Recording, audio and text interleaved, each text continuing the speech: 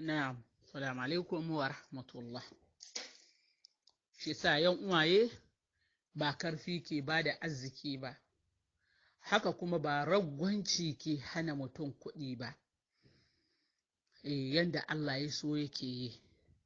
Amma malam ya ce inda karfi ke ba da kuɗi, to da sun so, sun tsaye ba su ci wani abu cikin sauki ba. Allah ya sa mu gane. Shi sa yar uwa, baki da gori, baki da gori da wanda bai samu ba. In kin samu kuma yar uwa ba gwaninta bane, ba karfi bane, ba fadi tashinki bane. Rabonki na duniyan da Allah ya ajiye, Allah ya baki.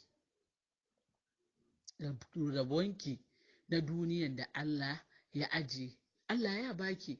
Baki mutuwa kuma shekin cishiyar uwa. Shi sa mu bi duniya da sannu a hankali, mu bi neman mu sannu a hankali. Mata mafi yawanci yau muna gajiyar da kanmu, ya bari mun masu da duniya, neman duniya kuma ba mu neman lahira.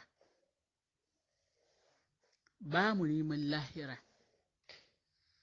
Neman lahira mu kadan ne, ambatan Allah mu kadan ne, amma kudi. Yasa za ki samu mace yau tana hanyar nan, gobe tana hanyar nan, jibi tana hanyar nan, gata tana. Subhanallah. Mata mu komo da hankalinmu. Mutanen gab, turawa, yahudawa suna sa mana wani abu a cikin zukata, abinda namiji zai yi mace mata ya tayi mo, mace ta ya tayi mo. Na'am, abinda namiji zai yi mace za ta yi tayi, amma ba komi ne namiji zai iya yi ba, mace ta iya tayi a cikin dokan musuluncinmu ba. Mafi yawanci yau mata, neman kudin mata mafi yawanci yana da kazanta, yana da kazanta. Domin hankali mutum duka ya zo kawai dai kudi dai ya zo a samu kudi. Domin idan ka ga hanya, macen da za ta tashi, za ta yi fataucin, sai ta hau file, ta je gari da gari, shi ta sallake boda gari da gari, to akwai magana. Dole ne imaninki ya ragu, dole ne tsoron Allahnki ya ragu. Mafi yawanci galiba, har ya dace da irin matan da ba su da kamun kai, ba su da nasuwa. Kowane namiji an sake mai huska a yi dariya domin saboda ita ta wuce da kayanta. Wani namiji ya sa hannu ya buge ta, wani ya sa hannu ya buga bayanta, tana dariya domin saboda yanda za a yi ta wuce da kayanta. Ko ya zama custom ne ko wane ne, domin saboda wannan. Iri-irin wadanga ya sa aka ce mace ma kake tafiya shaida mai abin nan, zo mahraminki. Hatta maka annabi bai ba da dama mace ta ce maka ba da zo mahraminta ba. Tafiya za ki yi gari zuwa gari, ya kamata zo mahraminki yana tare da ki, amma duka mun sa kafa mun taka. Amma mata masu business su ji tsoron Allah, domin irin labaran da ke saukowa, domin dole ke ma sai kin gina gida. Mijinki ya gina gida, me yayi naki? In kika samu sana'an da zaki yi na halali ba haramu, Allah ya ciyar da ke arzikin ki gina gida, halalinki ne.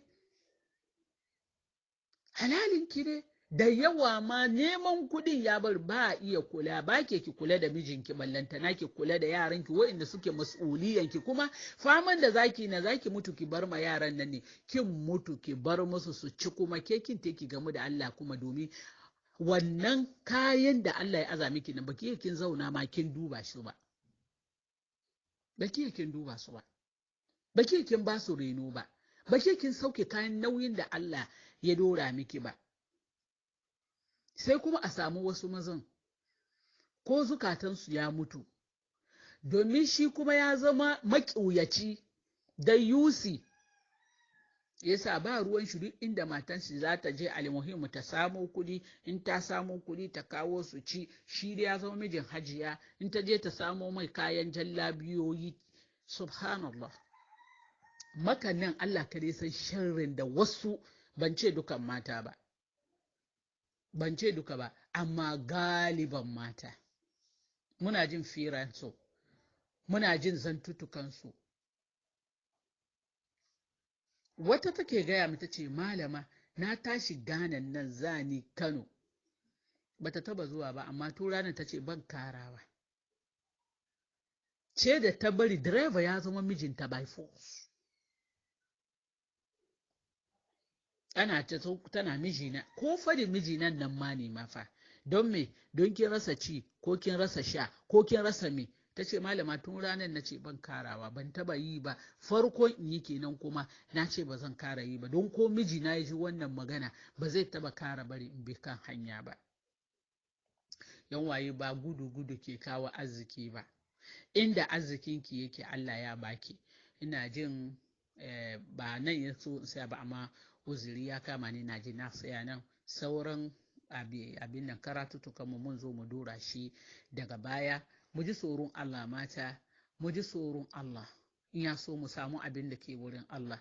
Mu ji tsoron Allah, da mu da mazajenmu duka baki daya. Maza kuma ku ji tsoron Allah, ka ku zamo mazan da zukatansu suka mutu, da yusan da ba su kishin matansu, su sake matansu su je ko ta ina. Kamata mace tana da law, ko da yake ba batun aure muke ba, za mu shigo cikin fannin aure insha Allah, domin na ga mata sun masu suna shigowa suna magana game da suna son a musu maganan aure, amma insha Allah za mu zo mu soma mu shiga har inda Allah ya saya da mu. Amma auren mace, duka mu mata muna son batun aure, mace na son aure yadda za ta ji daɗi, yadda za ta yi na'am, gyara lahiran kin kika ji daɗi kan yadda Allah ke so shi ki samu aljanna.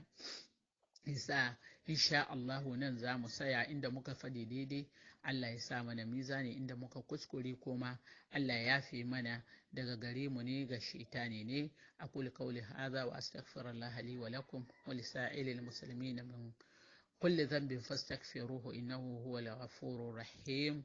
Ina ce muku barkanmu da yau ranar Juma'a, saraba na kenan da na riko da ne da ku duka. Allah ya sa yi mana amfani, in Allah ya da mun zo mu karasa saura. Wassalamu alaikum wa rahmatullahi wa barakatuh.